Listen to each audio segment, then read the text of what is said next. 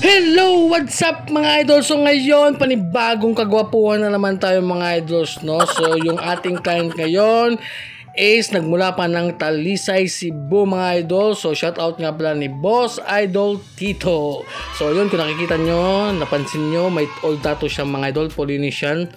So para siyang armband mga idol, pero hindi siya armband kasi hindi siya wrap around. So yung gustong mangyari ni Boss Idol is dugtungan natin sa bandang itaas at saka sa baba para maging ano na siya mga idol, half sleeve tattoo. So syempre sabi niya ikaw na bahala. So syempre nag-freehan tayo dyan at nag-mikos-mikos dyan tayo mga idol. So abangan nyo na lang yung ating ano dyan, finished product mga idol. Basta tapusin na yung video natin mga idol. At syempre ganun pa din, shout out sa ating sponsor Big Waps Cartridges at saka sa Brown Sea. At yun, magsha-shoutout na naman tayo sa ating mga solid followers. So unahin na natin si Boss Idol Macalivo Moonway. Shoutout Dolo. Shoutout Idol Macalivo Moonway. At ni Franz Adrian Mancao.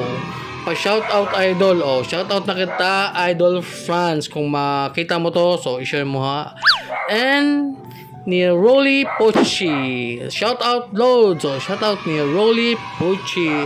At ni YB Greg. Shoutout Dol. Shoutout sa'yo Idol YB Greg. So yun, syempre marami pa tayong isa-shoutout. So sa next video na lang natin kasi nga yung ating video ngayon is medyo hindi kataasan, no? So yun, maraming salamat sa lahat na sumusuporta sa ating video mga idol at sa nagpapa-shoutout na rin. So shoutout mga idol. So yun, balik tayo sa ating tatuan mga idol. So syempre dito highlights, ano tayo dyan, shading, tapos lining ulit. Tapos syempre nag-freehan lang tayo dito, no. So yun, sabi ni boss, yun nga, tayo na lang daw yung pina-design. So yun. At yung mga needles pala na ginamit natin dito mga idol is tatlong size lang mga idol.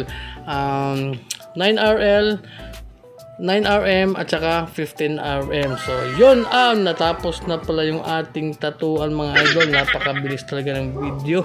So after ng 8 hours mga idol, so ito yung aming final result, no? So grabe, napaka-astig, talagang gumanda na yung tattoo niya mga idol, no? So yun, syempre shoutout pa din sa old artist, no? Yung nasa gitna. So shoutout sa idol.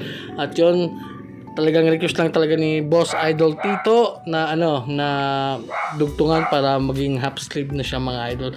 At syempre may kalugtong pen sa bandang baba, no? So abangan niyo yan mga idol.